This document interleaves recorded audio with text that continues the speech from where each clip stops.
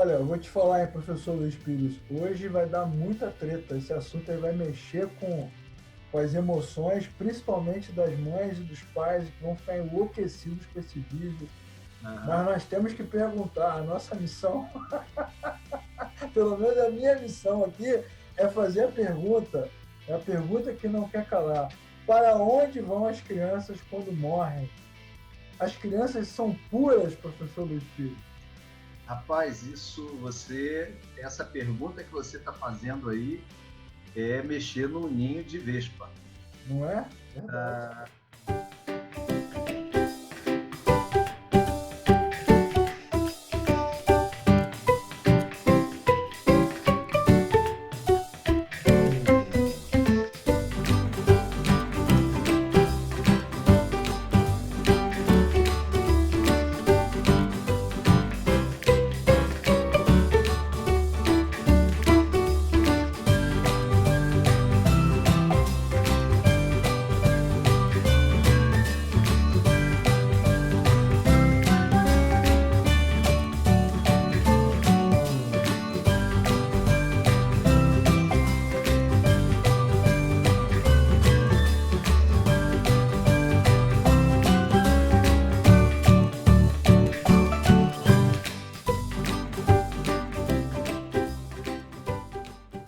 as crianças não são puras como muita gente pensa.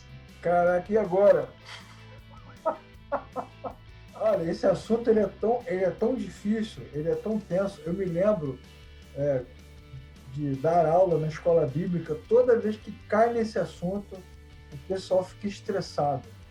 E o que eu acho Sim. mais interessante, eu não sei nem se você vai tocar nesse ponto, Aham. e também não sei se os irmãos sabem, mas essa coisa do ser humano ser puro de alguma forma, isso nasce com a teologia liberal, cara. Como é que pode? É interessante a gente perceber que, nominalmente, os cristãos, ou grande parte deles, crê que a salvação é pela graça mediante a fé em Cristo. Mas quando precisa levar os aspectos dessa doutrina às últimas consequências, eles vacilam, eles escorregam o pé. É verdade. Sobretudo quando cai na questão da salvação daqueles que morrem em idade infante, ou seja, das crianças. Não é? A pergunta é essa: as crianças são salvas ou não? Geralmente fazem, né? E partem do pressuposto que todas são salvas pela sua inocência. E aí está o grande problema. Exatamente. Levam em consideração o fato de que a criança que ainda não tem consciência do pecado ou dos seus atos pecaminosos, ela receberia da parte de Deus ou uma espécie de salvo-conduto, porque ela é inocente, pois não tem consciência do seu pecado e dos seus atos. Mas o ponto, teologicamente falando, Leclerc, é que esse é uma má compreensão da doutrina do pecado nas Escrituras.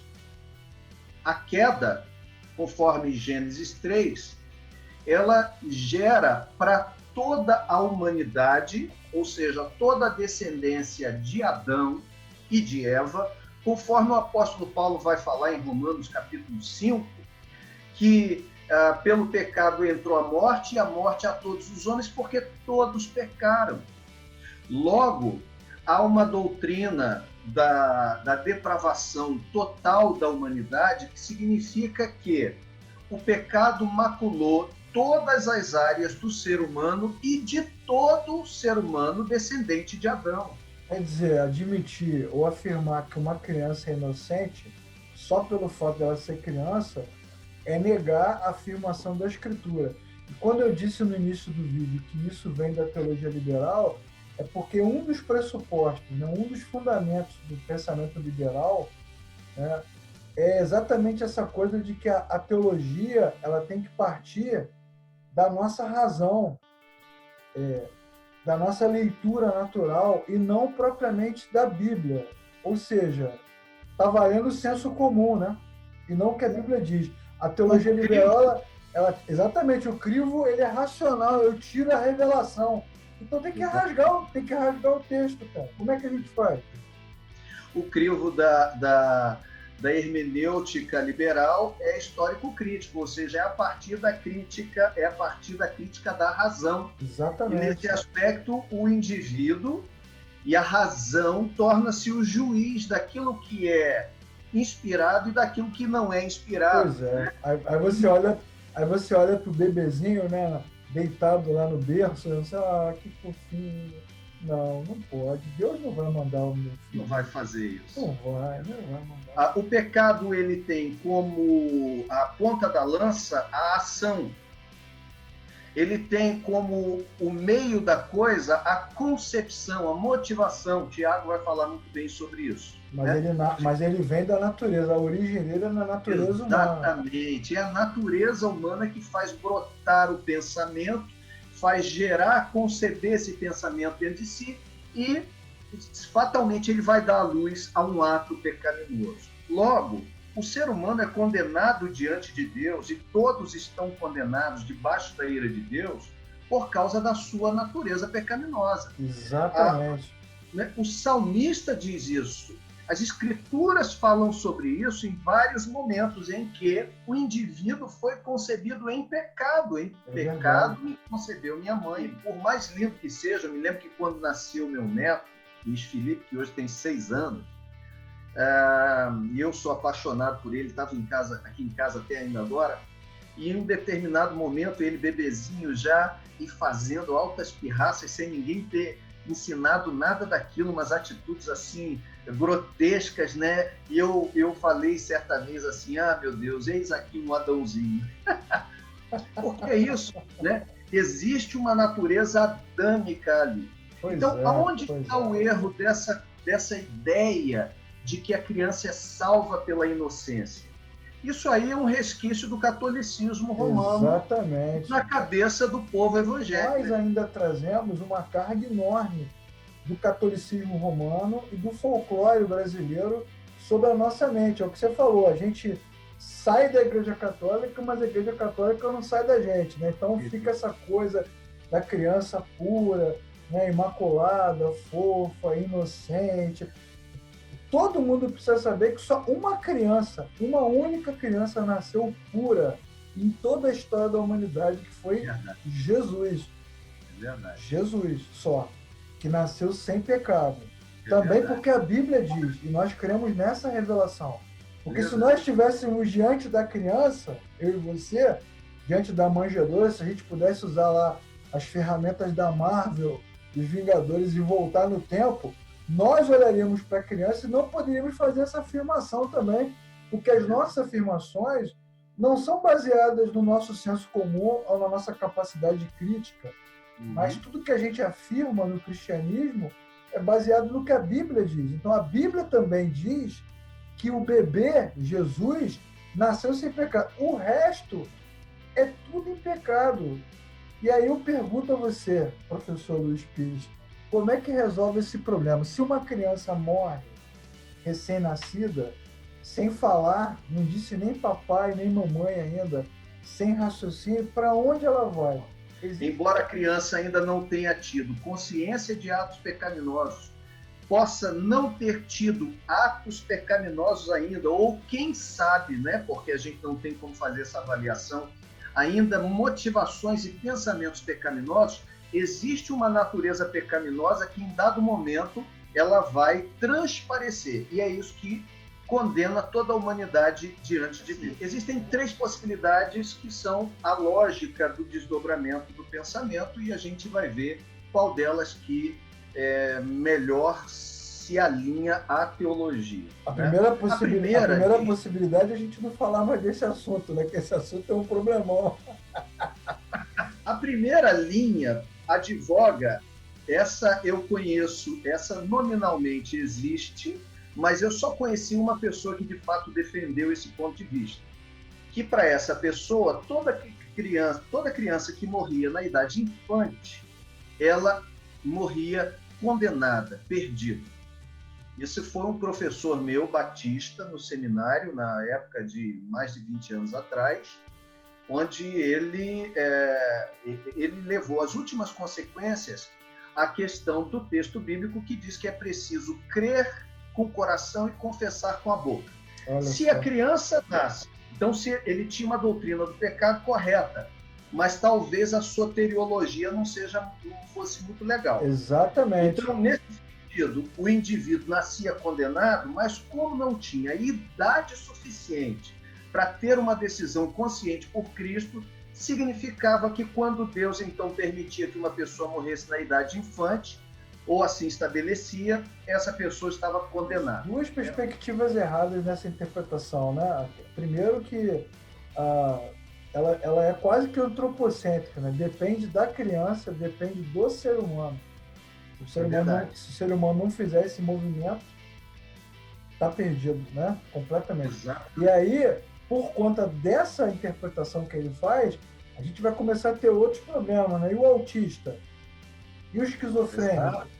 E o cara que sofreu um acidente e estiver na UTI, não puder falar? Então, ferrou. E aí, nesse sentido, quando alguém faz essa afirmação, limita o poder do Espírito Santo. Isso tem uma coisa que a gente aprende, né, Luiz? É que a gente nunca deve subestimar o poder do Espírito Santo. A segunda, Leclerc, que geralmente é a mais aceita por todos e aquela que a gente é tentado a gostar mais e se apegar a ela, é a que propõe que toda criança que morre na idade infante, ela vai para o céu. Ela está salva, compulsoriamente. Com base em alguns textos bíblicos, né, como Davi dizendo acerca da criança lá com Batseba, ou Betseba, e ela não viria mais a ele, mas ele iria a ela. E textos do Novo Testamento em que Jesus diz que das tais é o reino dos céus. Deixar vilarinhos pequeninos. Exatamente. Então, alguns teólogos, sobretudo de renome, John Piper afirma isso. Brasileiros, exatamente. Eles apoiam essa posição, que eu acho ela é mais simpática, ela é mais palatável. Eu diria que ela é muito mais sensível à dor humana, mas eu tenho reservas quanto a ela a respeito justamente disso. Me parece que, do ponto de vista bíblico, é um pouquinho de forçação de barra em cima de alguns textos pensados um pouco... Quem sou eu para dizer isso? Mas, na minha opinião, meio fora do seu contexto. Poxa, e fica parecendo também uma grande contradição, né? Alguns teólogos conservadores que defendem a depravação total, todos os pecados destituídos foram da glória de Deus. Quando chega no momento da criança, abre uma exceção. Aí não dá. John Piper, você que sempre assiste os nossos vídeos, né? Eu sei que você fica esperando. Pô, me ajuda, cara. Me ajuda. Mas sabe o que é? É porque eles acreditam que a Bíblia fala especificamente de uma graça específica sobre as crianças. Pois é. Então, nesse caso, pelo menos eles não caem no erro de achar que a salvação, obviamente, é pela ausência de consciência do pecado, ou seja, pela suposta inocência. Aí quando a gente fala que a teologia tem que ser observada com cuidado, né? Porque nós não somos cristãos que seguimos teólogos, nós seguimos a Bíblia. É porque o ser humano sempre dá um jeitinho de adequar o pensamento teológico à maneira de enxergar as coisas. É complicado, né? Pô, John Piper, você sempre assiste o nosso vídeo aqui, cara. Ajuda a gente. Uma terceira via, que me parece ser mais razoável, eu já vi teólogos reformados falando sobre isso, é que não dá para a gente fazer um pacote para levar todas para um lugar ou para outro.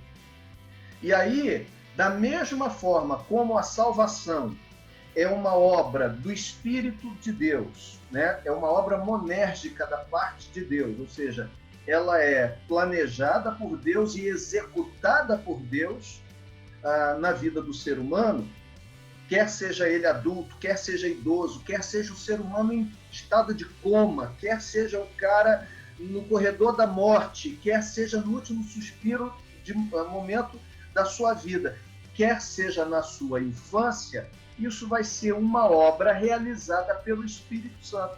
E, nesse sentido, o propósito de Deus na eleição será cumprido por meio dessa obra de regeneração que o Espírito vai realizar na pessoa, seja ela recém-nascida, seja ela intrauterina, seja ela 90 anos de idade ou 100 anos de idade já em estado de coma, sem uma consciência que nós julgamos ser. O Espírito é capaz e totalmente capaz de realizar essa obra salvatícia na vida do homem. Ou seja, Deus se comunica com qualquer tipo de pessoa. A gente sabe disso, inclusive, porque na Bíblia a gente vê Deus falando, né, com crianças que nem nasceram ainda, né? Escolhi você desde o ventre da sua mãe. Ou Exato. Então, o caso de João Batista e Jesus já tem uma ação ali de Deus numa situação inesperada. E no final das contas, né, quando a gente pensa em salvação, né, Luiz, a gente nunca sabe, né, cara? A gente sabe o que a Escritura diz, a gente não sabe o que Deus fez na vida de quem Ele quis fazer. Então, ore pelos seus filhos. Se você tem criança pequena, recém-nascida, sua mulher está grávida, né? Você fala assim, Senhor, eu sou limitado, o médico é limitado, mas o Senhor é ilimitado, então revela a tua glória a essa criança. É isso aí. A nossa única atitude é uma atitude de fé. E isso é legal, né, Luiz? Porque isso tira do homem o poder, né? Todo o poder, toda a glória é dada a Deus nesse momento. Eu diria que, por consciência, eu fico com essa última premissa. Em segundo lugar, eu ficaria com a segunda opinião. Primeiro, porque tem certo respaldo bíblico, pelo menos há alguma argumentação. E há homens de peso que também colocam essa questão em pauta.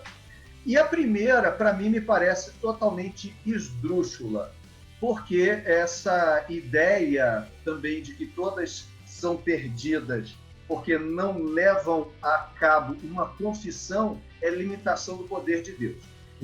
Isso é catolicismo, né? Isso é catolicismo romano. Essa coisa de batizar a criança, né? Quem não batiza o filho morre pagão. Isso é catolicismo pra caramba.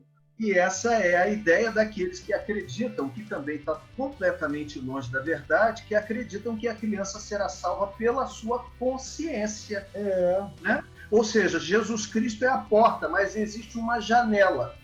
E a janela se você não chegar no céu por Cristo, chegue no céu porque você é uma criança. E isso abre precedente para outra coisa, né? Se você não conhecer a Cristo, você morre criança, ou então morre judeu, né? Ou então morre dentro da igreja, que aí você vai começar a criar um monte de precedentes de caminhos paralelos da salvação. E para onde vai o texto que diz eu sou o caminho, a verdade e a vida?